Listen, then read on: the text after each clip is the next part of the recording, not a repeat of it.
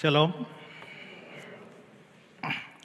Baik, hari ini kita akan belajar firman Tuhan di bawah tema Dia harus makin besar, aku harus makin kecil. Yohanes pasal 3 ayat 22 sampai 30. Yohanes 3 ayat 22 sampai 30.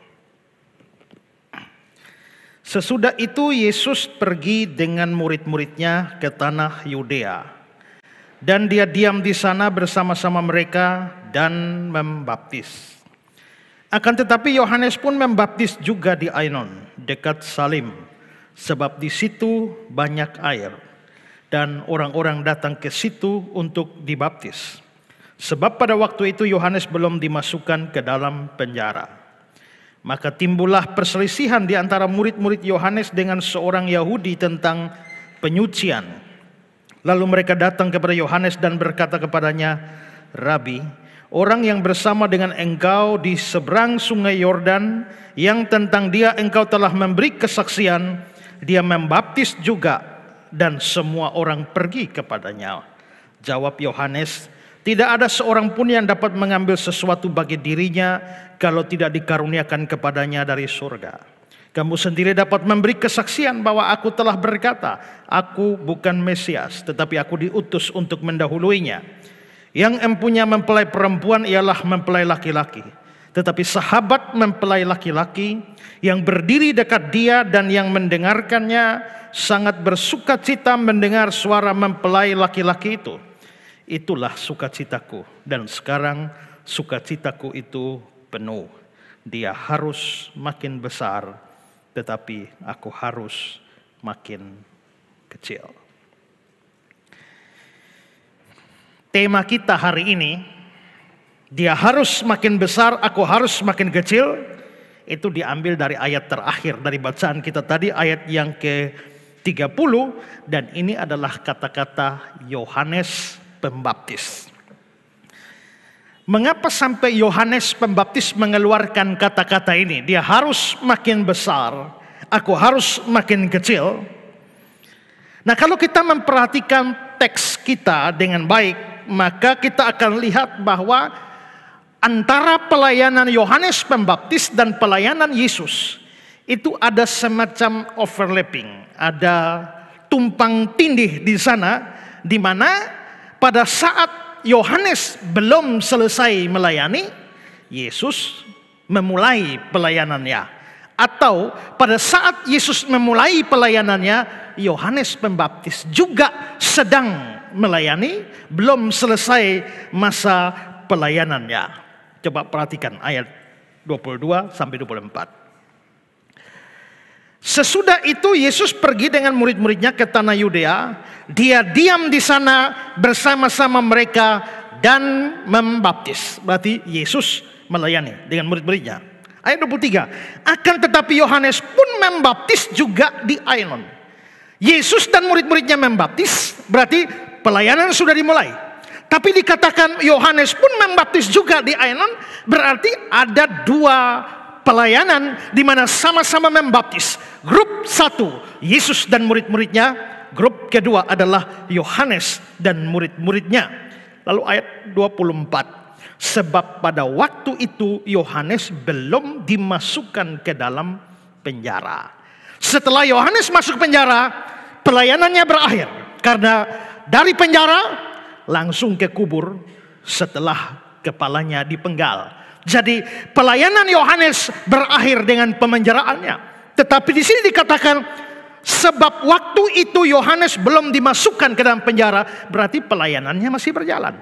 Sementara pelayanannya berjalan, Yesus juga masuk ke dalam pelayanannya. Beda usia antara Yesus dan Yohanes Pembaptis itu 6 bulan. Dengan kata lain, Yohanes Pembaptis ini lebih tua 6 bulan dari Yesus sebagai manusia. Dan karena itu juga pelayanan itu biasanya dimulai pada umur 30. Makanya Yesus memulai pelayanan umur 30. Kalau Yohanes juga memulai pelayanan umur 30, berarti Yohanes masuk pelayanan itu 6 bulan sebelum Yesus masuk pelayanan. Sebelum masa Yohanes berakhir, Yesus memasuki pelayanan, maka ada semacam overlapping. dua grup pelayanan dimulai. Nah, sudah ada dua grup pelayanan. Satu dipimpin Yesus, satu dipimpin Yohanes. Yesus mempunyai murid-murid, Yohanes mempunyai murid-murid. Yesus dan murid-muridnya membaptis, Yohanes juga membaptis. Dua grup pelayanan berjalan bersama-sama. Kalau saudara harus memilih, saudara ikut yang mana? Ikut grup Yesus atau ikut grup Yohanes Pembaptis? Ya, mungkin banyak pilih ikut Yesus ya.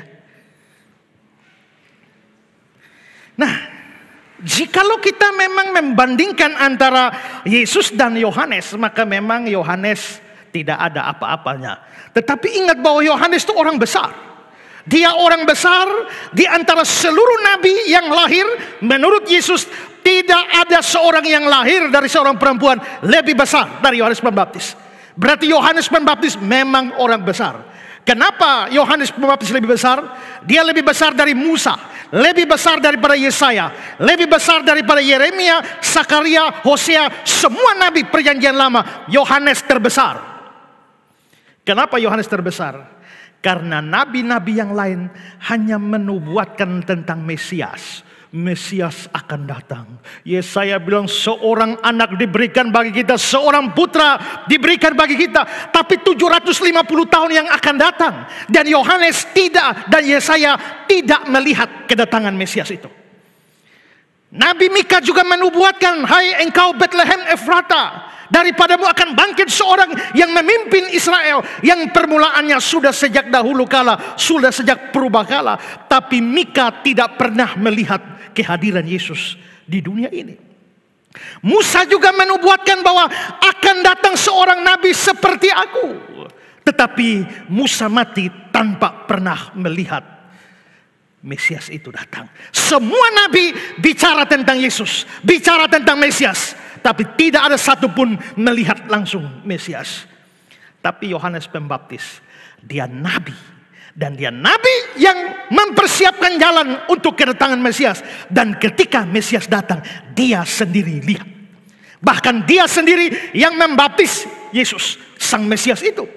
Itulah sebabnya dari sudut pandang ini Yesus berkata bahwa dari antara semua yang dilahirkan perempuan, atau bahkan dari seluruh para nabi, tidak ada yang lebih besar dari Yohanes Pembaptis. Yohanes Pembaptis orang besar. Tapi dibandingkan dengan Yesus, dia sendiri mengaku dalam Matius 3 ayat 11, aku membaptis kamu dengan air sebagai tanda pertobatan, tapi dia yang datang kemudian daripadaku lebih berkuasa daripadaku, dan aku tidak layak melepaskan kasutnya. Dia akan membaptiskan kamu dengan Roh Kudus dan dengan api. Yohanes mengatakan, dia lebih berkuasa daripada aku. Aku tidak layak melepaskan kasut, bahkan hanya kasutnya saja aku tidak layak. Berarti Yohanes Pembaptis sadar dia tidak ada apa-apanya dibandingkan oleh Yesus, dengan Yesus, dibandingkan dengan seluruh nabi perjanjian lama. Dia nomor satu. Tapi dibandingkan Yesus, bahkan untuk tali kasut pun dia tidak layak. Nah, saudara, jikalau antara Yohanes dan Yesus, Yesus begitu tinggi, Yohanes begitu rendah. Sebelum Yesus muncul, Yohanes muncul, bertobatlah sebab kerajaan Allah sudah dekat. Banyak orang pergi kepada Yohanes dan dibaptis. Tapi begitu Yesus muncul, Yohanes melihat Yesus begitu besar, membuka tali kasutnya pun aku tidak layak. Tapi saudara, itu tidak menjadi alasan bagi Yohanes untuk stop pelayanan ketika Yesus muncul. Dia sadar ada orang lebih hebat dari dia. Dia sadar ada yang lebih berkuasa daripada dia.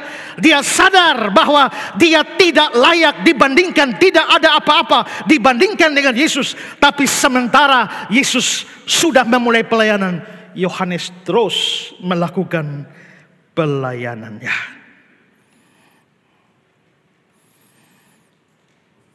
Itu sesuatu yang menarik. Dia tetap melayani biarpun, perhatikan ayat 26, dia membaptis juga. Yesus membaptis juga dan semua orang pergi kepadanya. Semua orang pergi kepadanya. Tapi biarpun semua orang pergi kepada Yesus, dan Yesus memang lebih hebat dari Yohanes, tapi Yohanes tetap melayani dan membaptis sesuai dengan bagian yang Tuhan tentukan bagi dia. Saya kira ini sesuatu yang menarik dan harus menjadi pelajaran bagi kita, bahwa sekalipun dalam pelayanan ada orang-orang yang kelihatannya lebih besar dari kita, ada orang-orang yang lebih hebat dari kita, ada orang-orang yang lebih pintar dari kita, ada orang-orang yang lebih ahli daripada kita, tapi kita harus tetap melayani dengan setia. Tidak boleh dengan alasan karena ada orang yang lebih hebat, lebih ahli, lebih jago, lebih mahir. Kalau begitu saya berhenti melayani, saya tidak melayani lagi. Toh sudah ada orang-orang hebat. Menurut saya ini harus berlaku bagi pengkhotbah maupun pemberita firman Tuhan. Bahwa mungkin ada pendeta atau pengkhotbah yang lebih hebat di dalam beritakan firman, lalu bisa membuat pengkhotbah lain yang dipikir-pikir tidak sehebat pengkhotbah itu, lalu akhirnya menjadi ciut hati dan tidak mau melayani. Atau kalau melihat ada orang yang memimpin puji-pujian menjadi WL begitu hebat, lihat hebatnya, saya menjadi ciut dan akhirnya saya tidak mau melayani. Ini harus direnungkan, termasuk untuk semua pendeta yang ada di gereja ini atau yang melayani di bawah gereja ini. Seringkali, karena ada Pak Esra maka kita tidak mau lagi melayani. Karena ada Pak Esra yang mungkin lebih disukai oleh banyak orang, kami tidak mau melayani. Tidak. Harus belajar dari Yohanes Pembaptis. Sekalipun dia tidak layak dibandingkan dengan Yesus, tapi dia tetap melakukan tugas yang Tuhan percayakan kepada dia. Kamu mungkin tidak punya 5 talenta, hanya 1 talenta. Tapi 1 talenta itu harus tetap dilakukan, biarpun ada yang punya 5 talenta. Sekarang, kalau dipikir-pikir antara tangan kananmu dan tangan kirimu lincah mana? Kalau kamu bukan orang kidal loh ya. Atau yang kidal. Kira-kira antara tangan kirimu dan tangan kananmu lincah mana? Kalau yang sering pakai tangan kanan lebih lincah. Tapi karena kira-kira ketika tangan kiri melihat bahwa karena tangan kanan lebih lincah, jadi malu-maluinlah, biarlah diam-diam aja. Jadi apa? Atau kalau yang pakai tangan kiri, karena tangan kiri lebih lincah, maka tangan kanan menjadi minder dan akhirnya tidak mau melakukan apa-apa. Begitu. Pada saat tidak melakukan apa-apa, hanya karena ada 1 tangan yang lebih lincah, maka orang itu menjadi lumpuh sebelah. Karena itulah maka ini harus diperhatikan oleh setiap hamba Tuhan. Tetapi juga harus menjadi perhatian jemaat. Jangan hanya mau mendengar khotbah dari pendeta yang saudara anggap top, bagus, lalu pengkhotbah lain saudara tidak mau dengar. Sepanjang yang diberitakan adalah firman Tuhan, yang engkau dengar itu adalah firman Tuhan, maka tidak peduli itu seperti Yesus atau seperti Yohanes Pembaptis, kamu harus tetap mau mendengar dan belajar firman Tuhan. Tapi terlepas daripada itu, ada overlapping pelayanan memang antara Yesus dan Yohanes Pembaptis. Dan ini sama sekali bukan masalah bagi Yohanes Pembaptis. Sayangnya, itu bukan masalah bagi Yohanes, tapi masalah bagi murid-murid Yohanes. Itu bukan masalah bagi leadernya, tapi masalah bagi followernya. Memangnya masalah apa? Mari kita lihat. Pertama, mari kita lihat iri hati dan kecemburuan murid-murid Yohanes Pembaptis. Tadi kan sudah dibilang ya, ada overlapping pelayanan. Jadi sekarang dua pelayanan berjalan-jalan bersamaan. Yesus dengan murid-muridnya, Yohanes Pembaptis dengan murid-muridnya. Terus perhatikan ayat 25. Maka timbullah perselisihan di antara murid-murid Yohanes dengan seorang Yahudi tentang penyucian. Orang Yahudi terkenal dengan upacara penyucian. Dan biasanya penyucian itu terkait dengan percik-percik itu loh. Ya, ada darah, percik, atau barang-barang tertentu dipercik dengan darah atau dengan ini. Dan dari upacara pemercikan atau penyucian itulah lalu akhirnya turun menjadi dilanjutkan dalam praktek baptisan. Karena itulah maka sekalipun baptisan dengan cara selam itu benar, tetapi karena upacara penyucian yang dilanjutkan dalam bentuk baptisan itu berakar pada upacara penyucian yang sifatnya pemercikan di dalam perjanjian lama, disitulah baptisan percik itu juga menemukan dasarnya. Karena itu jangan fanatik terhadap salah satu cara baptisan. Ya. Tapi terlepas daripada itu, di sini kembali ke ayat 25 tadi, timbullah perselisihan di antara murid-murid Yohanes dengan seorang Yahudi tentang penyucian. Saudara, ini ayat 24 mengatakan timbul perselisihan tentang penyucian. Mengapa bisa timbul perselisihan? Karena Yesus membaptis, Yohanes pun membaptis. Mengapa tahu-tahu bisa perdebatan tentang penyucian? Itu pasti penyuciannya ada hubungan dengan baptisan. Lalu lihat ayat 25 tadi. Timbullah perselisihan di antara murid-murid Yohanes dengan seorang Yahudi tentang penyucian. Siapa seorang Yahudi ini? Tidak jelas diketahui. Tetapi ada yang penafsir mengatakan bahwa sangat besar kemungkinan itu adalah Nikodemus. Ya, karena ini kan Yohanes pasal 3. Sebelumnya Yesus bicara tentang Nikodemus. Dengan Nikodemus, ya, engkau harus dilahirkan kembali. Dan langsung bicara tentang penyucian. Barang siapa tidak dilahirkan dari air dan roh, dia tidak melihat kerajaan Allah. Apa maksudnya dilahirkan dari air dan roh? Sebagian mengartikannya berarti harus baptisan baru masuk kerajaan Allah. Tapi itu tafsiran yang tidak memadai atau tafsiran yang salah. Tetapi pokoknya adalah jikalau itu Nikodemus, kelihatannya lalu konteks sebelumnya adalah tentang baptisan, Yesus baptis, Yohanes Pembaptis, muncul perselisihan tentang penyucian. Sepertinya mereka sedang berselisih tentang baptisan siapakah yang lebih cocok atau lebih memadai untuk menjawab konteks perjanjian lama soal penyucian. Di sini ada Yesus dan murid-muridnya yang membaptis. Di sini ada murid-murid Yohanes. Seandainya orang itu Nikodemus, kira-kira Nikodemus ada pada posisi mana?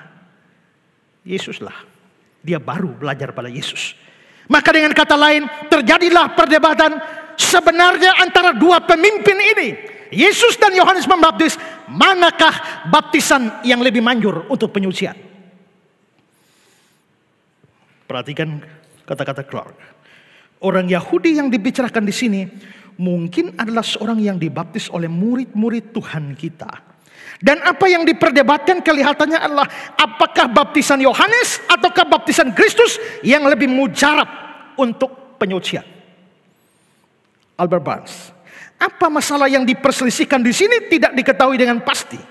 Dari apa yang dikatakan mungkin mereka sementara mempersoalkan tentang nilai dan kemanjuran dari baptisan yang dilakukan oleh Yohanes dan yang dilakukan oleh Yesus. Dengan kata lain, karena Yesus dan Yohanes sama-sama baptis, ayo baptisan mana yang paling mujarab?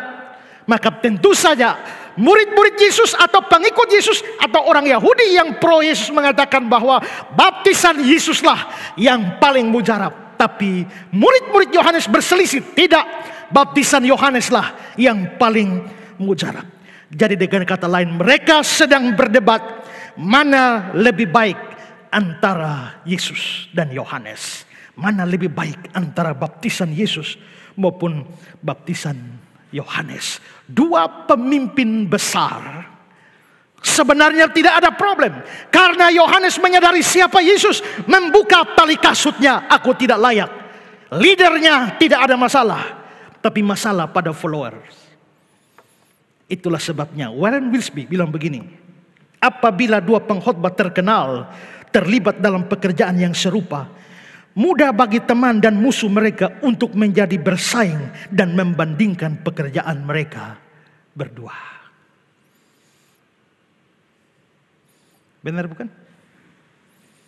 Makanya di Korintus pun jadi masalah yang sama. Aku dari golongan Paulus, aku dari golongan Apolos.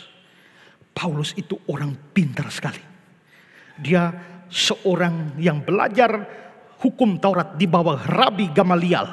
Dia juga adalah seorang yang belajar ilmu filsafat. Dia juga menjadi dosen tamu di ruang kuliah Tiranus. Dia tak bercacat. Itulah sebabnya Tuhan pakai dia untuk membangun dan membentuk doktrin-doktrin Kristen yang sangat mendasar. Itu Paulus. Dia juga seorang penginjil yang hebat, yang buka gereja di mana-mana. Hebat. Tapi tahu-tahu datang Apolos. Menurut catatan Kisah pasal 17, Apolos itu adalah seorang Yahudi dari Alexandria. Dia sudah mengikuti belajar jalan Tuhan. Dan dia sangat mahir dalam soal kitab suci. Dia fasih berbicara dan dia berdebat dengan orang-orang Yahudi di muka umum. Dia seorang Yahudi dari Alexandria. Alexandria itu kota di Mesir, kota pendidikan pada masa lampau. Dan universitas terbesar masa lampau, perpustakaan terbesar masa lampau ada di Alexandria. Dan Apolos lolos, tepatnya lulus dari sana. Jadi dia orang hebat, dikatakan dia adalah orang yang mahir kitab suci, fasih dalam bicara. Ada yang mahir tapi tidak fasih. Ada yang fasih tapi tidak mahir. Pilih mana? Kebanyakan orang pilih fasih ya, tapi ngaur.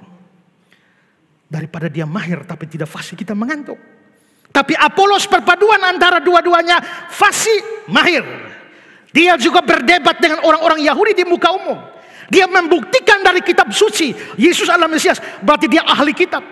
Selanjutnya juga dikatakan dia telah mengikuti pengajaran dalam jalan Tuhan. Kata Yunaninya adalah katekemenos, katekisasi. Berarti Apolos sudah ikut katekisasi. Apolos orang hebat, Paulus juga orang hebat. Dua pemimpin ini bertemu, jemaat pecah. Itulah sebabnya yang lain bilang kami pro Paulus, yang lain bilang kami Apolos. Yang lain bilang kamu Paulus, kamu Apolos, kami Petrus. Maka Paulus, Apolos, Petrus. Yang lain bilang Pauluslah, Apoloslah, Petruslah, kami dari Kristus. Maka terjadilah perpecahan. Itulah sebabnya Paulus menulis surat, aku menanam, Apolos menyiram, tapi Tuhan yang beri pertumbuhan. Siapakah Paulus? Siapakah Apolos? Kami adalah hamba-hamba. Jadi biasanya pada leadernya no problem, tapi followernya ini jadi masalah. Ini sama persis dengan kasus yang dihadapi oleh Yesus dan juga Yohanes Pembaptis. Ini perdebatan yang bodoh. Karena dilandasi dengan kebanggaan atau pendewaan terhadap pemimpin atau pendewaan terhadap hamba Tuhannya. Perdebatan dan perselisihan ini akhirnya berlanjut dengan murid-murid Yohanes menghadap Yohanes, lalu mengeluh. Bagaimana pengeluhannya? 26. Lalu mereka datang kepada Yohanes, ini murid-muridnya, datang kepada Yohanes dan berkata, Rabi, orang yang bersama dengan engkau di seberang sungai Yordan, dan yang tentang dia engkau telah memberi kesaksian, dia membaptis juga, dan semua orang pergi kepadanya. Murid-murid datang lapor kepada pemimpin. Itu orang yang kamu bersaksi tentang dia tuh. Gara-gara kamu bersaksi tentang dia, sekarang semua orang sudah pergi. Ya. Herman Ridebos mengatakan bahwa pada waktu Yohanes itu bersaksi tentang Yesus, sangat mungkin para muridnya ada. Mereka mendengar kesaksian guru mereka. Atau seandainya mereka tidak ada, mereka tahu persis bahwa guru mereka pernah bersaksi tentang Yesus. Tapi pada waktu guru mereka bersaksi, mereka tidak atau belum mau ikut Yesus. Makanya muncul kata-kata yang tentang dia engkau telah beri kesaksian. Dan ternyata pelayanan Yesus tambah maju. Hingga akhirnya seperti kata Ridebos, mereka menyaksikan dengan tidak senang bagaimana pengaruh Yesus bertambah dan pengaruh Tuhan mereka menurun. Dan sekarang mereka mengungkapkan perasaan dengan cara semua orang pergi kepadanya, yang mengungkapkan kecemburuan dan ketidakbahagiaan mereka. Para murid Yohanes Pembaptis cemburu, tidak bahagia melihat grup Yesus sedang naik daun. Dan mereka yang sebelumnya ribuan orang datang ke padang gurun dibaptis oleh Yohanes Pembaptis, sekarang semua orang telah pergi kepada Yesus. Dan grup kami makin sepi. Barclay. Perikop ini dengan jelas menceritakan bahwa orang-orang mulai meninggalkan Yohanes dan mengikuti Yesus. Itulah sebabnya maka murid-murid Yohanes Pembaptis merasa khawatir. Mereka tentu tidak suka bahwa Tuhan dan guru mereka mulai hanya mendapatkan tempat kedua. Mereka tidak senang bahwa gurunya mulai ditinggalkan orang. Dan bahwa orang banyak mulai mengerumuni, mendengar dan melihat kepada Yesus, guru yang baru itu. Keluhan mereka ini jelas dilandasi oleh iri hati. Jadi murid-murid Yohanes bersikap di sini, sikap mereka ya mungkin seperti banyak hamba Tuhan sekarang, ya, menjadi atau melihat gereja lain maju menjadi iri hati, melihat pelayanan lain maju menjadi iri hati, menjadi cemburu. Saking iri hati dan jengkel pada Yesus. Coba lihat, Yohanes saja menghargai Yesus. Dia lebih berkuasa dari aku. Membuka tali kasutnya, aku tidak layak. Aku baptis kamu dengan air, dia dengan api, dengan Roh Kudus. Yohanes sangat menghargai Yesus. Tapi kira-kira murid-murid Yohanes ini tahu nama Yesus atau tidak? Pasti tahu. Tapi bagaimana mereka ngomong? Perhatikan ayat 26. Lalu mereka datang kepada Yohanes dan berkata padanya, Rabi, orang yang bersama-sama engkau, pakai orang. Ya, orang yang bersama-sama dengan engkau di seberang sungai Yordan, dan tentang dia engkau telah memberi kesaksian, dia membaptis juga dan orang pergi kepadanya. Orang dianya itu satu tuh yang engkau beri kesaksian. Kelihatannya saking jengkelnya mereka anti menyebut nama Yesus. Dan menggunakan kata ganti orang yang bersama-sama. Mereka pasti kenal kan? Tidak mungkin tidak kenal, tidak mungkin tidak tahu. Tapi rasanya terlalu berat mengucapkan nama Yesus. Sehingga menggunakan kata ganti. Maka dalam Wycliffe Bible Commentary dibilang, tidak disebutkannya nama Yesus secara lebih tegas. Tampaknya pengurangan nilai yang disengaja. Karena mereka tidak suka. Iri hati mereka membuat berita yang mereka sampaikan itu dilebih-lebihkan. Coba perhatikan ayat 23. Akan tetapi Yohanes pun membaptis juga di Ainon, dekat Salim. Sebab di situ banyak air. Dan orang-orang datang ke situ untuk dibaptis. Orang-orang datang ke situ untuk dibaptis oleh Yohanes. Berarti Yohanes tetap membaptis dan masih ada orang yang datang untuk dibaptis Yohanes. Yohanes masih punya followers. Tapi perhatikan kata-kata murid-muridnya. Orang yang bersama dengan engkau di seberang sungai Yordan dan tentang dia engkau telah beri kesaksian. Dia membaptis juga dan semua orang pergi kepadanya. Semua orang. Loh, tadi kan masih ada yang datang pada Yohanes. Kenapa sekarang bilang semua? Kalau semua datang pada Yesus, Yohanes bubar. Tapi ternyata Yohanes masih ada yang datang. Jadi cemburu dan iri hati mereka membuat mereka melebih-lebihkan informasi ini. Mereka melebih-lebihkan, penilaian mereka sudah tidak objektif. Karena mereka sudah jengkel, sudah iri hati, cemburu.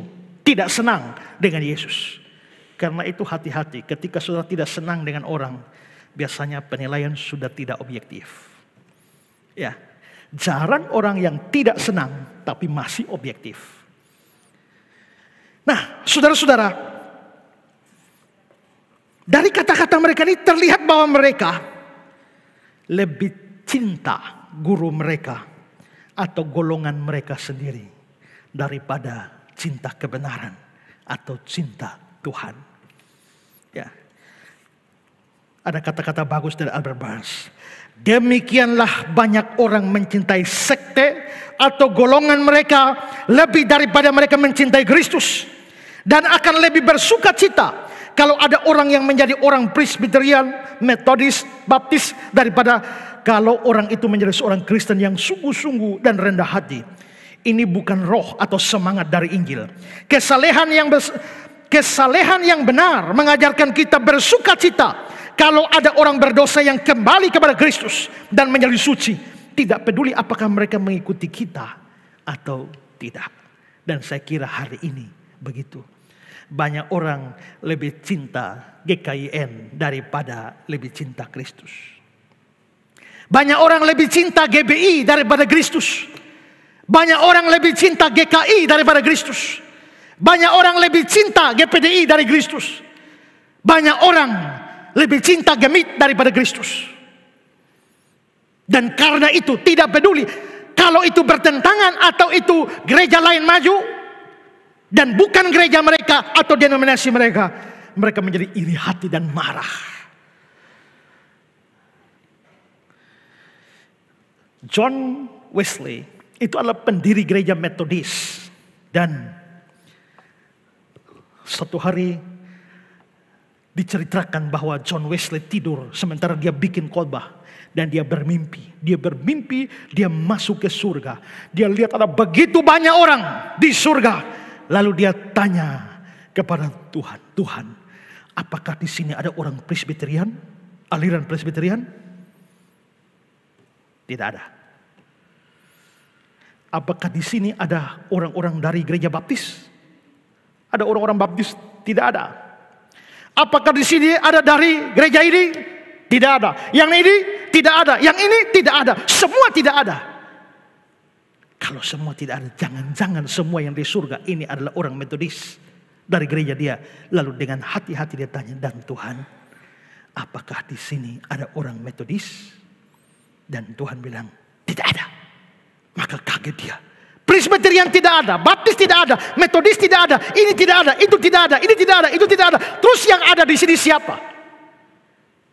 Lalu Tuhan menjawab, yang ada di sini adalah orang-orang yang percaya kepadaku. Rupanya merek gereja tidak laku di surga. Merek gereja, papan gereja, simbol-simbol gereja hanya di dunia ini saja.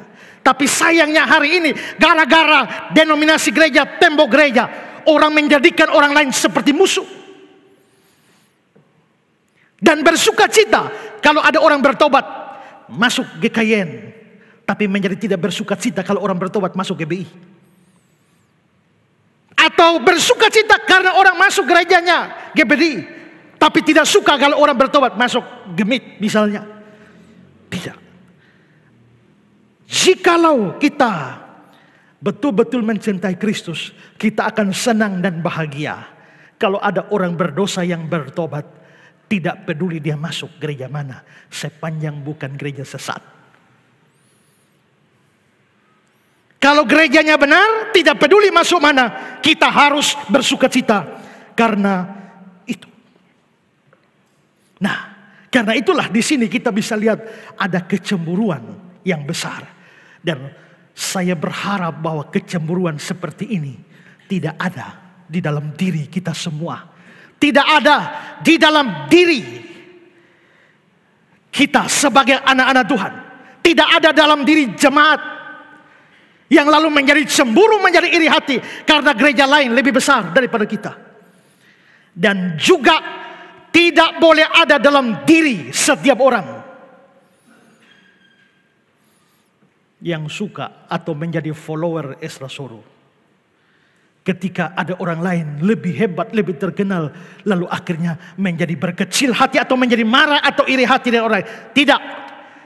Kita semua harus menjadi follower dari Yesus Kristus. Dan siapapun yang dia pakai, itu tidak boleh menjadi dasar kecemburuan dan iri hati kita. Buanglah semua pikiran dan perasaan seperti yang ada pada murid-murid Yohanes Pembaptis. Nah, saudara-saudara, setelah murid-muridnya datang seperti itu, yang menarik adalah hal kedua yang akan kita bahas ini, sikap dan jawaban Yohanes Pembaptis. Bagaimana? Murid-murid mengeluh karena cemburu dan iri hati. Puji Tuhan, Yohanes Pembaptis tidak seperti murid-muridnya. Kalau saja Yohanes Pembaptis ikut pikiran murid-murid dan perasaan murid-murid dan juga iri hati kepada Yesus, maka hancurlah pelayanannya. Yohanes justru memberikan nasihat kepada murid-muridnya. Nasihatnya sangat agung. Apa nasihatnya? 27-30.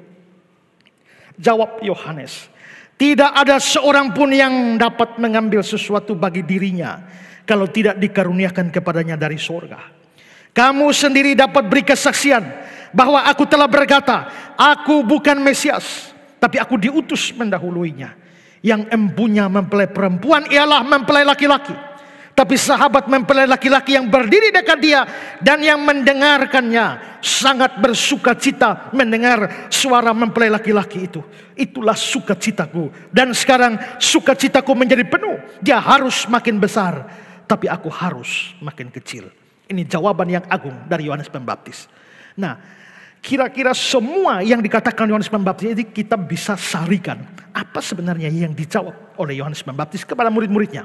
Pertama, Yohanes mengatakan dia tidak mengharapkan hal yang aneh-aneh yang lebih daripada yang seharusnya. Perhatikan ayat 28. Aku bukan Mesias, tapi aku diutus untuk mendahuluinya. Ketika murid-muridnya cemburu iri hati kepada Mesias, mengeluhkan itu kepada Yohanes Pembaptis, Yohanes Pembaptis dengan tegas mengatakan, aku bukan Mesias, aku diutus mendahuluinya. Yohanes lalu mengingatkan murid-muridnya tentang apa yang pernah dia katakan sebelumnya di Yohanes pasal 1. Perhatikan.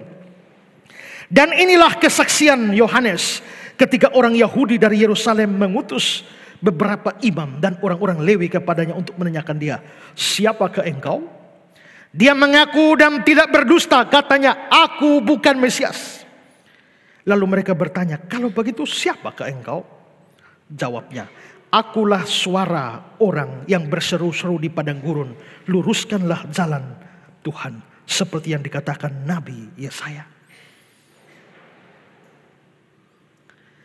Yohanes menyatakan bahwa dia tahu diri, bahwa dia memang hanya seorang utusan.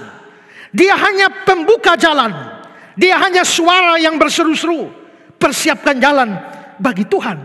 Dan dia bukan Tuhan sendiri, dia bukan Mesias sendiri.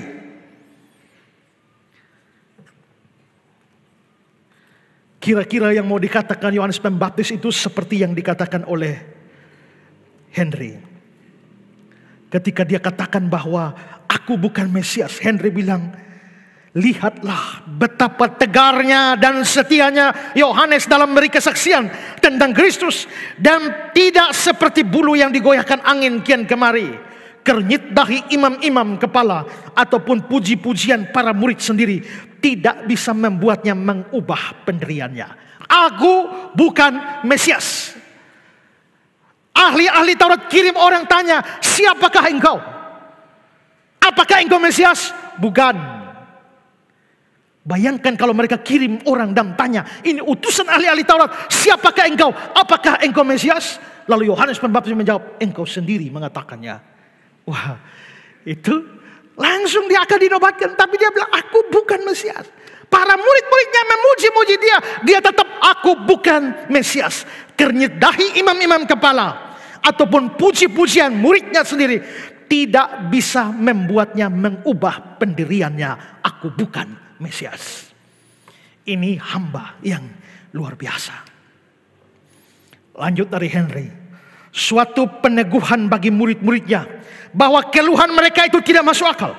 Mereka sendiri telah berbicara mengenai kebenaran kesaksian yang diberikan guru mereka tentang Yesus. Sekarang kata Yohanes, tidakkah kamu ingat kesaksian apa yang telah aku sampaikan? Coba ingat-ingat lagi. Maka kamu akan mendapatkan jawaban untuk persoalan sepele yang kamu ributkan ini. Bukankah aku telah berkata aku bukan Mesias? Lantas mengapa kamu mempermusuhkan aku dengannya? Bukankah aku telah berkata aku diutus untuk mendahuluinya? Lantas mengapa kamu tampak heran melihat aku tinggal diam dan memberikan jalan baginya? Yohanes membuka pikiran murid-muridnya. Yohanes mengatakan itu supaya murid-muridnya jangan mendewakan dirinya. Supaya murid-muridnya jangan mengkultuskan dirinya.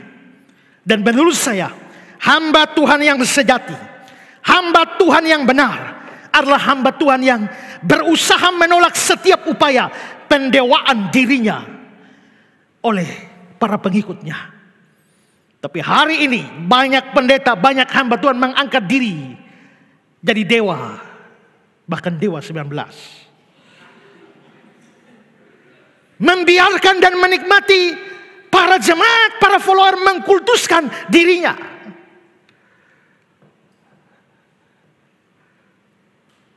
Tapi hamba Tuhan yang sejati akan menolak setiap upaya kernyit dahi para imam, puji-pujian para murid, tidak mengubah pendiriannya. Aku bukan Mesias.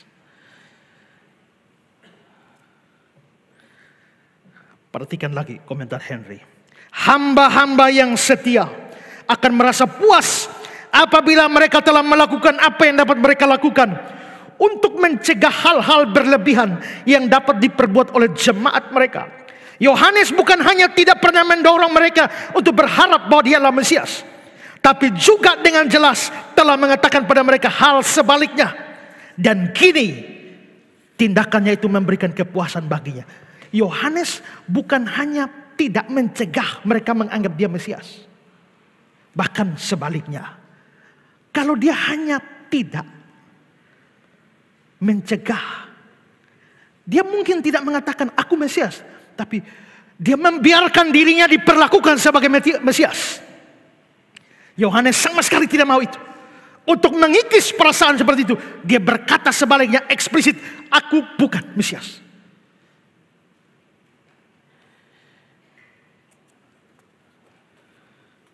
Kalau saudara adalah seorang pengkhotbah atau seorang hamba Tuhan dan jemaat memuji-muji saudara bak dewa,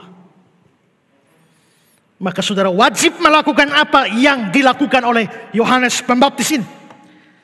Kalau saudara adalah seorang WL yang pimpin pujian yang hebat dan ada jemaat memperlakukan saudara seperti dewa, lakukan seperti yang Yohanes Pembaptis lakukan.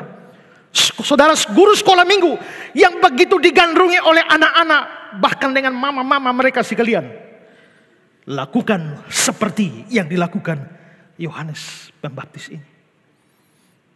Saya baca tulisan Warren Wiersbe. Wiersbe menceritakan sebuah pengalamannya. Dia bilang begini, ada banyak media terbitan, tinjauan buku dan brosur konferensi sampai di meja saya. Dan kadang-kadang apa yang saya baca, sangat sedikit pembicara dan penulis yang adalah orang biasa. Sebagian besar mereka adalah orang-orang yang sudah berkeliling dunia atau pengajar terkemuka yang sudah memiliki banyak penggemar. Mereka selalu berada di bawah tuntutan yang besar. Dan pelayanan mereka digambarkan sedemikian rupa sehingga nampaknya Rasul Paulus pun bukan apa-apa dibandingkan mereka. Saking mendeskripsikan hamba Tuhan ini begini, dia begini, dia begini, sampai kelihatan lebih hebat dari Rasul Paulus.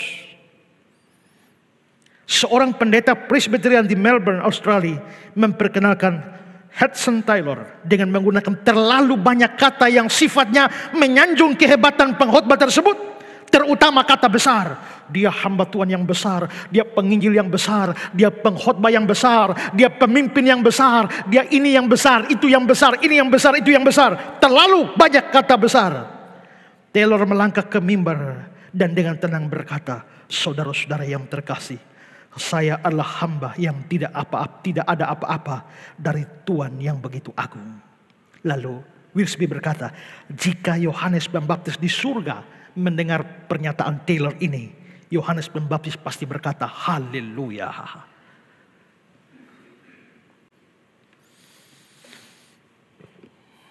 Sebagai seorang pengkhotbah, pengajar, saya menghadapi melihat kecenderungan ada orang-orang yang terlalu membesar-besarkan saya, terlalu memuji-muji saya, terlalu mengangkat-angkat saya. Dan untuk saudara semua yang sedang mendengarkan khotbah ini, bertobatlah dari semua itu.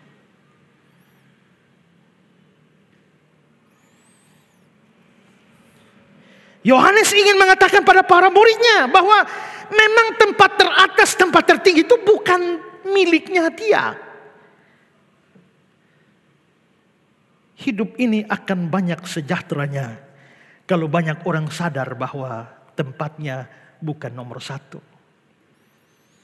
Kenapa banyak orang berkelahi, hamba Tuhan berkelahi, pemimpin-pemimpin Kristen berkelahi? Karena jabatan dan kedudukan. Karena banyak yang tidak sadar bahwa tempat mereka adalah nomor 2. Semua berpikir tempat mereka adalah yang pertama. Terlalu banyak orang yang mencari peran-peran yang besar saja.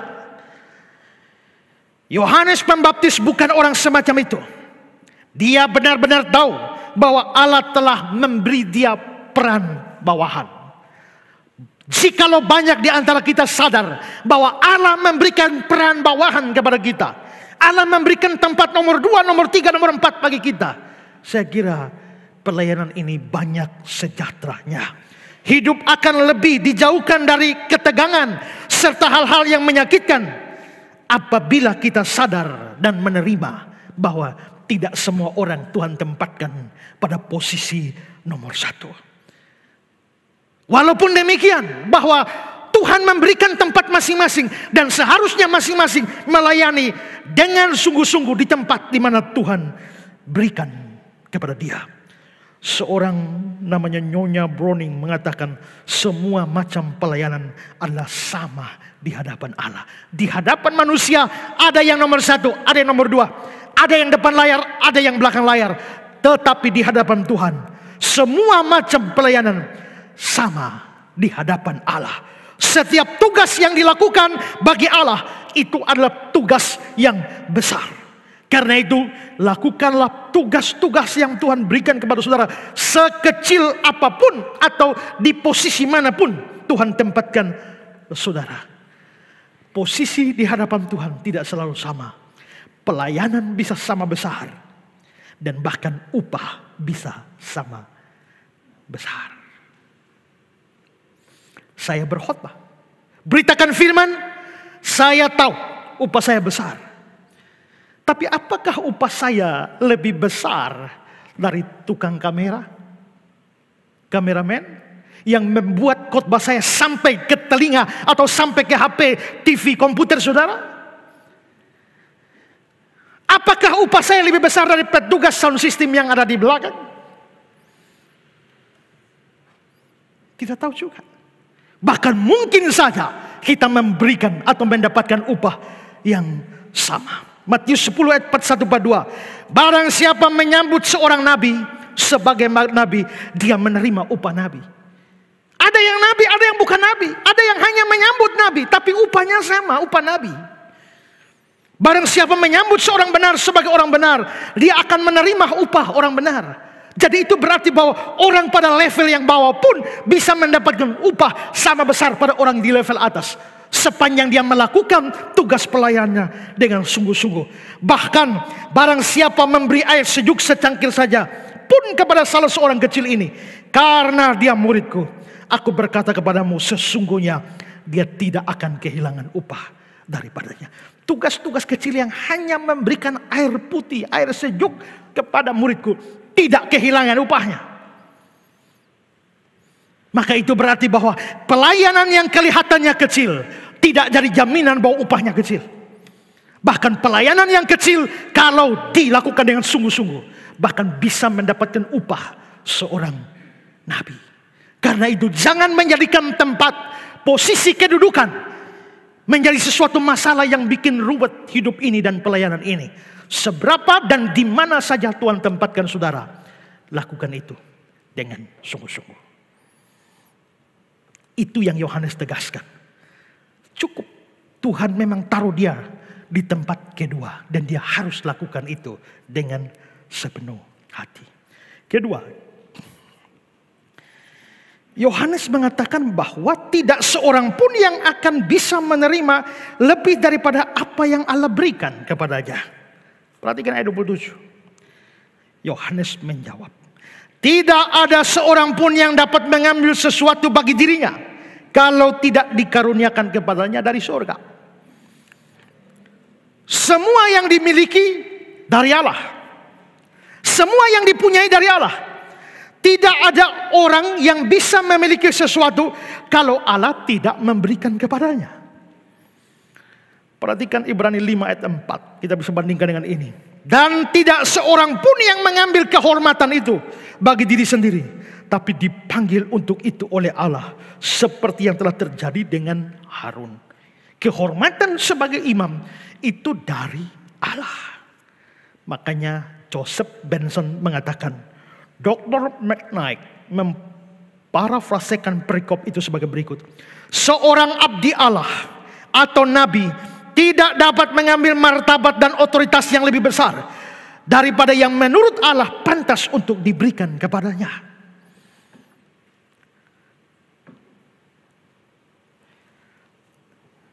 Ini yang Yohanes tegaskan. Tidak seorang pun dapat mengambil bagi dirinya sesuatunya kalau tidak dikaruniakan dari surga. Karena itu, kalau pemimpin baru itu, Yesus, ternyata memperoleh banyak pengikut. Banyak pengikut kita yang pergi kepada Yesus. Itu bukan karena Yesus merampas follower kita. Tapi karena memang dikaruniakan kepadanya dari surga. Kalau Yesus menjadi lebih terkenal dari grup kita, atau banyak anggota kita sekarang tidak mau dibaptis di kita, banyak orang lebih pergi membaptis di sana, itu bukan karena Yesus mencuri domba-domba kita. Tapi karena itu dikaruniakan kepadanya dari surga. Perhatikan kata-kata Albert Barnes. Tidak ada seorang pun yang dapat mengambil sesuatu bagi dirinya kalau tidak dikaruniakan dari surga. Semua kesuksesan berasal dari surga. Semua kesuksesanku adalah dari Allah. Semua kesuksesan Yesus berasal dari Allah. Karena kesuksesan berasal dari sumber yang sama, maka kita tidak boleh iri hati. Semua itu dirancang untuk tujuan yang sama. Dan siapapun yang berhasil, tangan Tuhan ada di dalamnya. Dan kita harus bersukacita. Jika Yesus dan murid-muridnya berhasil, jika semua orang pergi kepadanya, itu bukti bahwa Allah berkenan kepadanya. Dan kalian harus bersukacita. Kalau semua orang punya pikiran begini, saya kira tidak ada orang iri hati. Kalau dia lebih terkenal dariku, itu dikaruniakan kepadanya dari surga. Jangan iri hati. Kalau dia lebih kaya daripadaku, itu dikaruniakan kepadanya dari surga. Jangan iri hati. Kalau dia lebih pintar dariku, itu dikaruniakan dari surga. Jangan iri hati. Kalau suaranya lebih bagus, lebih merdu dariku, jangan iri hati. Karena dikaruniakan kepalanya dari surga. Kalau dia lebih populer daripadaku, jangan iri hati. Karena itu dikaruniakan kepalanya dari surga. Kalau semua orang Kristen punya pikiran begini, saya yakin tidak ada orang yang iri hati terhadap yang lain. Bahkan kalau gereja-gereja, pendeta-pendeta punya pikiran begini, gak akan ada gereja benci gereja, iri hati kepada gereja yang lain. Beberapa bulan lalu, salah seorang simpatisan kita mengirim satu screenshot kepada saya. Percakapan dengan pendetanya. Pendetanya bertanya kepada dia, "Adik, kenapa saya lihat setiap minggu adik selalu pasang story GKN Revival? Kenapa?" "Tidak mama, hanya beta suka pelayanan, suka. Di situ beta begitu supaya banyak orang bisa ini." "Ya tapi kan itu bukan gereja kita. Kenapa adik justru publikasi? Biar mereka publikasi sendiri. Untuk apa lu tambah-tambah di situ?" Ya biar supaya banyak orang dengar firman toh. Memangnya kenapa mama? Klik, blokir. Saya sampai heran dan bingung.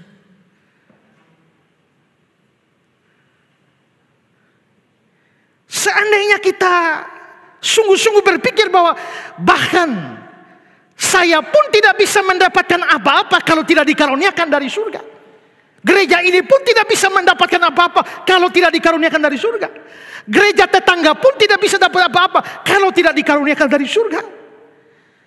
Kalau kita sadar seperti ini, maka marah kepada orang lain yang dapat lebih daripada kita. Terus orang itu dapat dari mana?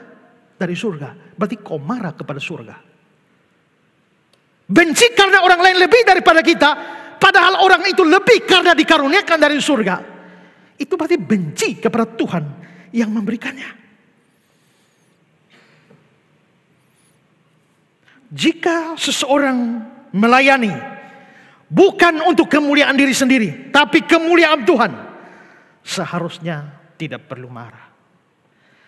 Bahkan seandainya jemaat di sini mau pindah ke jemaat lain juga, sepanjang itu bukan gereja sesat, silakan. Saya memang tidak suruh, tapi kalau mau pergi juga tidak apa-apa. Datang tidak diundang, pulang tidak diantar. Bahkan kalau saudara pernah mendengar saya khotbah di sini, yang sudah terlanjur mendaftar, setelah mendaftar mungkin karena emosional daftar, setelah itu pulang sampai rumah pikir-pikir, aduh kenapa daftar ya? Masih ada kesempatan keluar. Silakan. Bahkan kalau jemaat di sini rasanya lebih bertumbuh di gereja sana. Kalau memang gereja sana itu gereja benar, bukan gereja sesat, saudara bisa lebih bertumbuh di sana, lebih bisa melayani Tuhan di sana. Saya di sini melayani Tuhan, di sana melayani Tuhan. Kalau sama-sama melayani Tuhan, kenapa dipersoalkan? Silakan. Karena kita tidak mengejar jumlah.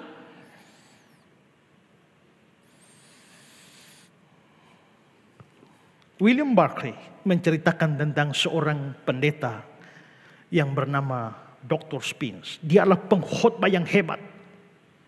Jikalau dia berkhotbah, banyak orang mendengar khotbahnya. Tapi makin lama dia makin tua.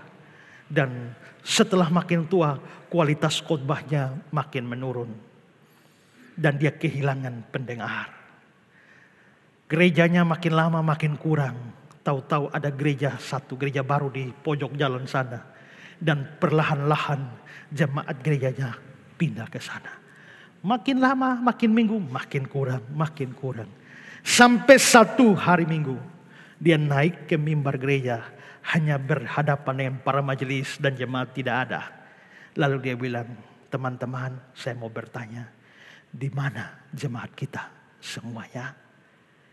Lalu ada yang jawab, Pak Pendeta, mereka ada di gereja ujung jalan sana. Gereja baru dengan pendeta yang luar biasa. Dan semua mereka telah pergi mendengar pengkhotbah muda itu. Lalu Dr. Spence berkata, mereka kebaktian jam berapa? Sama dengan kita. Saya kira alangkah bagusnya kita meniru mereka. Mari sekarang sama-sama kita pergi ikut kebaktian di sana. Dan hari itu pendeta itu pimpin majelis pergi kebaktian di sana. Wow, saya kira saya tidak mampu. Tapi itulah yang terjadi. Saya teringat satu gereja di Kupang. Yang hampir semua majelisnya itu adalah simpatisan di sini. Dan yang menarik adalah mereka kebaktian lebih dulu dari kita. Habis dari sana baru majelisnya datang ke sini.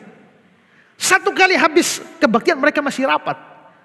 Sementara rapat sudah lama. Pendetanya berkata, teman-teman ngomong pendek-pendek to the point saja. Karena ini yang lain ini harus ikut kebaktian di revival. Saya heran ada pendeta begitu.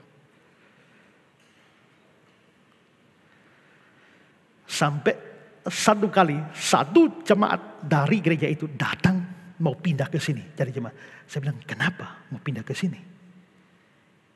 Saya lihat pendetamu bagus. khotbahnya bagus, pelayanannya bagus. Kenapa harus pindah di sini? Lebih baik kamu tetap di sana. Belajar boleh di sini. Apa yang diterima di sini ditularkan di sana. Itu jauh lebih bagus.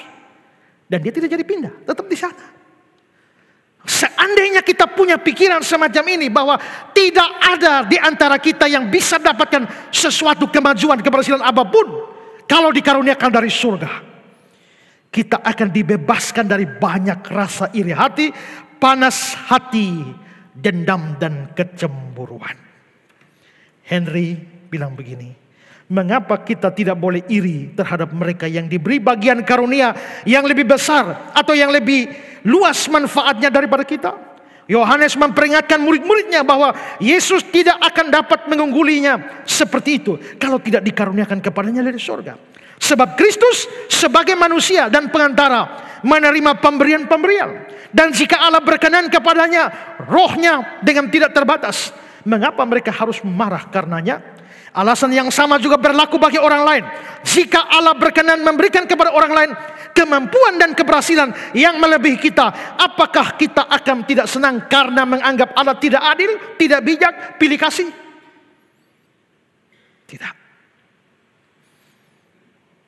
Karena itu kalau pulang lihat tetangga lebih bagus, ingat, itu dikaruniakan kepadanya dari surga. Ya tapi dia kan hasil korupsi Pak. Terlepas dari dia korupsi, dia urusan dengan Tuhan. Tapi kalau dia korupsi dan Tuhan tidak mengizinkan itu terjadi, dia korupsi pasti ketangkap. Ya, pokoknya ada izin surga sehingga orang bisa dapat apapun di dalam dunia ini. Pulang kalau lihat teman atau buka-buka media sosial, dapat lihat yang lain lebih maju, lebih sukses. Ingat, semua dikaruniakan dari surga. Itu kedua. Sekarang ketiga. Yohanes memakai gambaran tentang sahabat mempelai laki-laki yang sangat dikenal oleh orang-orang Yahudi. Perhatikan 29. Yang empunya mempelai perempuan ialah mempelai laki-laki. Tetapi sahabat mempelai laki-laki yang berdiri dekat dia dan yang mendengarkannya sangat bersuka cita mendengar suara mempelai laki-laki itu. Itulah sukacitaku dan sekarang sukacitaku itu penuh. Di sini Yohanes mengambil gambaran pernikahan di Yahudi. Di dalam setiap upacara perkawinan orang Yahudi ada satu orang penting di sana. Dan orang itu biasanya adalah sahabat dari mempelai laki-laki. Dalam bahasa Ibrani dia disebut sebagai sosben. Atau dalam bahasa Yunani adalah arkitriklinos. Jadi kalau saya mau kawin, teman dekat saya itulah sosben saya. Itulah arkitriklinos. Biasanya sahabat dekat seorang calon mempelai. Nah, kalau mau persiapan pesta kawin, pesta nikah, ingat ya, orang Yahudi kalau pesta nikah itu 7 hari. Kalau kita 1 hari saja, ya. Tapi mereka 7 hari open house. Siapa saja boleh datang, jam berapa saja, open house. Itulah sebabnya di pesta kawin di Kana anggur sampai habis. Kenapa? Karena pestanya 7 hari. Ya, stok kurang. Nah, dalam persiapan pesta sebesar itu, orang yang paling penting di situ itu adalah sosben. Arkitriklinos ini, dia adalah orang paling penting. Kenapa? Dia punya tugas banyak. Pertama, dia bertindak sebagai penghubung antara mempelai laki-laki dan mempelai perempuan waktu acara masuk minta, peminangan. Jadi kira-kira dia dianggap jubir. Ya, jubir sekarang ini. Yang menghubungkannya. Ya, sekaligus tawar-tawar belis. Ya, kalau terlalu mahal dia kasih turun. Ya, nah kira-kira dia urus semua itu. Kedua, setelah itu beres, dia mengatur berbagai hal dalam perkawinan seperti bikin undangan, kirim undangan. Lalu dia persiapkan semua detail acara. Itu sosben. Pada waktu pesta berlangsung, dia sebagai master of ceremony-nya. Perhatikan Yohanes 2, 8-10. Lalu kata Yesus kepada mereka, sekarang cedoklah dan bawalah kepada pemimpin pesta. Lalu mereka pun membawanya. Setelah pemimpin pesta mengecap air yang telah menjadi anggur, dia memanggil mempelai laki-laki. Siapa pemimpin pesta? Inilah sahabat mempelai laki-laki. Inilah Sosben itu. Inilah Argidriklinos itu. Dia yang urus semua. Makanya dia bertanggung jawab. Sampai anggur habis, dia masalahnya. Makanya Yesus bikin air jadi anggur, lapor kepada Sosben itu. Nah, setelah acara pesta selesai, dia punya satu tugas khusus, yaitu jaga kamar pengantin wanita. Pengantin wanitanya masuk kamar, Sosben juga masuk. Tunggu di sana. Tunggu siapa? Tunggu mempelai laki-laki datang. Dan kenapa perlu dijaga? Karena dalam banyak kasus mempelai perempuan diculik.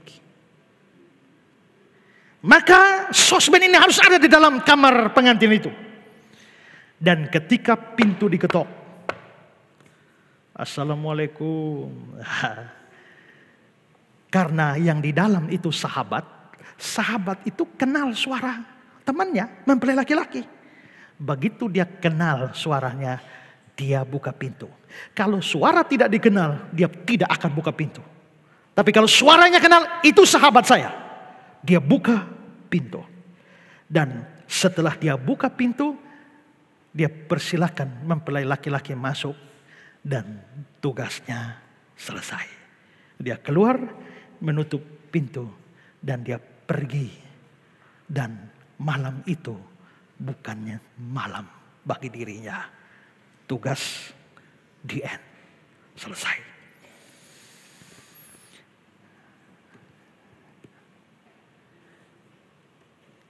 Yohanes Pembaptis mau mengatakan bahwa yang mempelai laki-laki ini bukan saya. Siapa mempelai laki-laki? Sang Mesias, Kristus. Siapa mempelai perempuan? Orang percaya atau umat Israel pada waktu itu. Ini mempelai perempuan, ini mempelai laki-laki.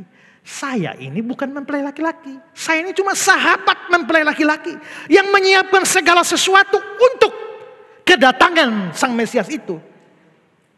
Kalau sampai saya iri hati kepada Yesus, itu sama dengan sahabat mempelai laki-laki Sosben ini iri hati dengan mempelai laki-laki. Tidak. Sekian lama Yohanes Pembaptis berkhotbah, mengajar, menyerukan pertobatan, membaptis dan lain sebagainya. Itu dilaksanakan dalam tugas seorang Sosben atau Argidriklinos. Dan sekarang mempelai laki-laki yaitu Mesias sudah datang. Dan sudah saatnya saya mengundurkan diri. Kalau mempelai laki-laki sudah datang dan mempelai perempuan sudah ketemu mempelai laki-laki, mengapa saya harus kecewa? Mengapa saya harus iri hati? Mengapa saya harus cemburu dengan mempelai laki-laki itu? Tidak, justru inilah sukacitaku. Semua orang pergi kepada Kristus. Itulah sukacitaku. Maka di ayat 29 Yohanes bilang, itulah sukacitaku. Dan sekarang sukacitaku itu penuh. Karena saya berhasil mengantar banyak orang kepada Kristus. Itulah sukacitaku. Dan sekarang ketika melihat banyak orang, bahkan boleh semua orang pergi kepadanya, itulah sukacitaku. Bruce Main bilang begini, yang harus berada di pusat pelayanan, Yesus harus berada di pusat pelayanan, dan Yohanes wajib undur diri dari percaturan pelayanan itu. Apabila Mesias mulai memerintah sebagaimana layaknya dalam kerajaannya, dan apabila pengantin laki-laki mengambil tanggung jawab penuh atas pengantinnya. Berkaitan dengan pelayanan, sangat jarang orang yang mengungguli keagungan Yohanes Pembaptis. seperti kata ungkapan, hanya orang besar dapat dengan sukacita menerima dirinya harus mundur. Hanya orang besar yang siap mundur. Tapi kebanyakan orang tidak mau mundur-mundur. Itulah sebabnya masalah banyak terjadi di dalam pelayanan. Warren Wiersbe, jika mempelai laki-laki dan mempelai perempuan telah bertemu, tugas pengiring mempelai laki-laki sudah selesai. Sangat bodoh bila pengiring mempelai laki-laki mencoba mengambil alih posisi mempelai laki-laki dan menggantikannya. Sukacita Yohanes ialah mendengar suara mempelai laki-laki dan tahu bahwa ia telah memanggil mempelai perempuan. Itulah kebahagiaan seorang sosben, kebahagiaan seorang arkitriklinos, kebahagiaan seorang pelayan. Dan itu juga harus menjadi pelajaran penting bagi kita dalam konteks perjanjian baru. Bahwa semua yang melayani itu adalah sahabat mempelai laki-laki. Kristus adalah mempelai laki-laki. Jemaat itu adalah mempelai perempuannya. Dan semua yang melayani itu sedang bertugas sebagai sosben. Sebagai sahabat mempelai laki-laki. Seharusnya kita tidak menginginkan mempelai perempuan untuk diri kita sendiri. Tapi untuk mempelai laki-laki itu. Yohanes setelah menjelaskan itu menutup kata-katanya dengan kalimat terkenal Yohanes 3 ayat yang ke-30. Dia harus makin besar, tetapi aku harus makin kecil. Ini kata-kata yang luar biasa sekali. Saya ingin mengutip kata-kata yang bagus dari C.A. James. Dia bilang begini, Yohanes di sini menggambarkan dirinya seperti bulan yang cahayanya memudar dan terus memudar ketika bulan hampir menghilang dan ketika cahaya pagi matahari mulai merekah. Dan dia menggambarkan Yesus Kristus sebagai matahari yang akan menutupi dan menghancurkan kecerahannya. Yohanes Pembaptis, saksi Yesus Kristus, digambarkan dengan tepat sebagai bulan yang disebut sebagai saksi yang setia di surga, menjadi saksi keberadaan matahari dan kedatangannya di masa depan yang saat itu belum terbit. Karena ia, bulan, bersinar dengan cahaya pinjaman atau hanya memantulkan cahaya. Dan kecuali keberadaan matahari dan cahaya aslinya, dia tidak akan bersinar dengan sendirinya dan tidak akan menjadi apa-apa. Jadi ketika dan segera setelah mulai musim semi, cahaya bulan memudar dan tidak terlihat. Dan semua mata yang tertuju padanya dan senang di dalamnya, sekarang langsung beralih ke matahari itu sendiri. Seperti semua orang sekarang datang kepada Kristus untuk dibaptis, yang sebelumnya senang dan puas dibaptis dengan baptisan Yohanes. Aku hanya cahaya bulan yang segera memudar, dan cahaya matahari Kristus sudah bersinar. Semua orang pergi ke sana. Dia harus makin besar dan aku harus makin kecil. Beberapa puluh tahun yang lampau, ada seorang pemuda dari Ambon yang menyerahkan diri untuk melayani Tuhan. Dengan segala kesederhanaan dan kemiskinan, dia serahkan diri untuk dipakai oleh Tuhan. Dengan tidak punya apa-apa, meninggalkan kampung halamannya untuk pergi bersekolah teologi. Lalu setelah bersekolah teologi, makin hari mendengar para misionaris untuk memberitakan bahwa ada banyak tempat di berbagai belahan dunia ini yang butuh Injil Tuhan. Siapakah yang mau pergi? Siapakah yang mau berkata, ini aku, utuslah aku. Lalu dia berkata kepada Tuhan, ini aku, utuslah aku. Lalu menyerahkan diri ke ladang misi. Dan Tuhan pakai dia. Tuhan bawa dia sampai ke Brasil untuk memberitakan firman, beritakan Injil di sana. Lalu membangun banyak gereja, menyelamatkan banyak orang di sana, menghabiskan hampir seluruh hidupnya di sana. Dan setelah semua itu sudah selesai pada masa tuanya, Dia menulis kembali seluruh perjalanan hidupnya, mulai keluar dari Ambon sampai ke Brasil, sampai ke Uganda, sampai ke berbagai belahan dunia lain untuk beritakan firman. Setelah dia menulis semuanya itu, semua kesaksian lengkap, dia tidak tahu mau bikin bagaimana dengan semua tulisan itu. Dia berdoa. Dan setelah bersama dengan istri berdoa sekian tahun yang lampau, menurut dalam doa itu mereka dapat penglihatan. Dan penglihatannya adalah ada satu orang muda dari timur yang akan bantu kamu mengeluarkan bukumu, seluruh kesaksianmu. Dan beberapa tahun kemudian dia bertemu dengan pendeta Ezra Soro. Dan dia bersama istri berkata, ini dia orang yang ditunjukkan Tuhan dari sekian tahun lampau waktu mereka berdoa. Mereka serahkan semua kesaksian mereka untuk dibukukan. Dan lewat perjalanan yang panjang, saya berusaha bikin buku itu. Dan hari ini jadi bukunya. Bukan kami, tetapi Kristus. Kisah misionaris Indonesia di mancanegara. Bapak Pendeta Samuel Hatu dan Ibu Selvince Hatu Ai. Hari ini beliau sedang ikut live kita. Dan ini buku yang sangat berharga. Baca buku ini, saudara akan lihat ini orang hidup hanya doa. Tanpa uang. Tapi mujizat demi mujizat terjadi. Tapi setelah semua yang dia lakukan, dia menyangkali diri. Bukan kami, tapi Kristus. Yang mau buku ini, nanti tolong siapkan ya. Ambil free di depan. Dan baca dan doa. Bagi saudara yang ikut live streaming ini, kalau juga menginginkan buku ini, boleh kirim alamat pada kami, dikirim kepada saudara, tanggung ongkos kirim sendiri-sendiri. Tapi buku ini sangat bagus. Itulah moto orang Kristen. Dia harus makin besar, aku harus makin kecil. Dia harus makin bertambah, aku harus makin berkurang.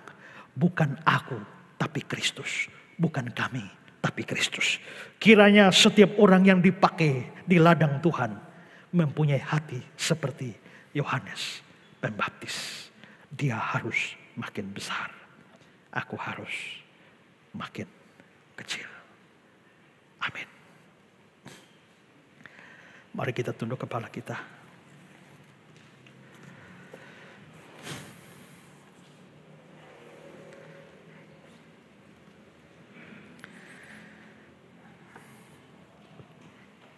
Mari kita mengoreksi hati kita. Adakah kita punya kecemburuan dan iri hati kepada orang lain? Karena rasa orang lain lebih maju, lebih sukses, lebih berhasil, dan lebih dalam banyak hal dengan kita. Bahkan termasuk dalam pelayanan sekalipun.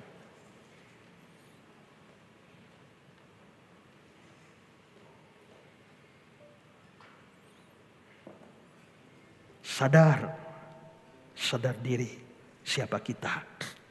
Tuhan mungkin menempatkan engkau pada nomor 1. Tapi mungkin juga nomor 2, nomor 3. Atau bahkan nomor yang lebih bawah. Jangan persoalkan hal itu. Yang Tuhan lihat adalah kesetiaan. Bahkan dengan nomor sekian pun. Jikalau kamu lakukan dengan setia, kamu bahkan bisa mendapatkan upah nomor 1. Yang merasa pelayanannya tidak terlalu berarti. Mungkin tidak berarti di hadapan manusia, tapi berarti di hadapan Tuhan. Setiap kali rasa iri hati muncul terhadap orang lain, ingat. Itu tidak bisa diperoleh orang itu kalau tidak dikaruniakan kepadanya dari surga.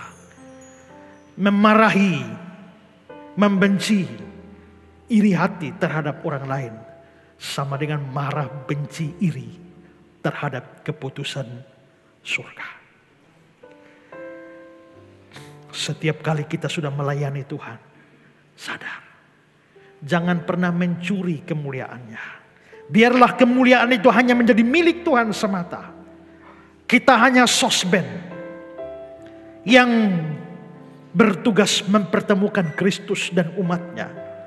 Dan setelah semua itu selesai, kita hanya bisa mundur dan menyerahkan segala kemuliaan kepada Kristus. Kiranya setiap kita punya hati seperti ini. Hati seorang hamba. Biarlah kita katakan, Tuhan, inilah yang kupunya. Hati sebagai hamba yang mau taat, setia.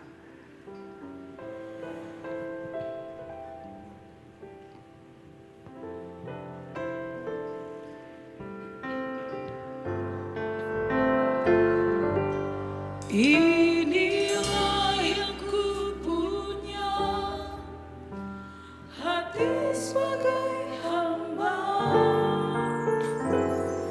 yang mau taat dan setia padamu Bapa, kemanapun ku bawa, hati yang menyembah dalam roda kebenaran sampai selamanya.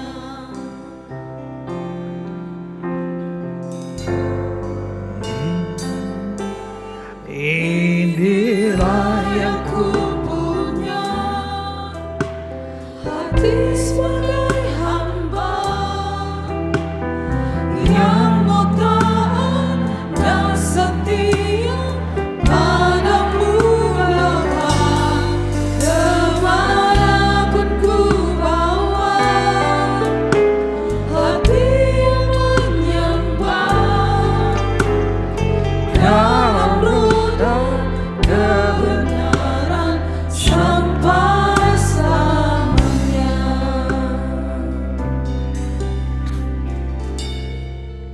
Tuhan, terima kasih untuk firman-Mu bagi kami hari ini. Mengajar kami supaya tidak iri hati dengan orang lain.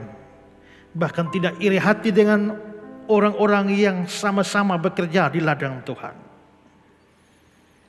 Dalam hidup ini seringkali banyak iri hati dan kecemburuan, kedengkian kepada orang lain. Karena merasa orang lain lebih baik, lebih hebat, lebih segala-galanya dari kami.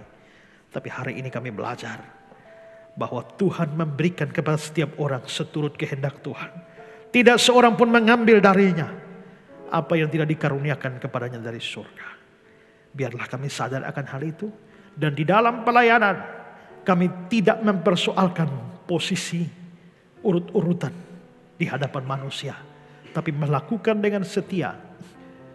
Dimanapun Tuhan tempatkan kami, apapun yang Tuhan mau kami kerjakan. Dan pada akhirnya kami pegang teguh prinsip ini. Engkau harus makin bertambah. Dan kami harus makin berkurang. Dalam nama Yesus kami berdoa. Amin.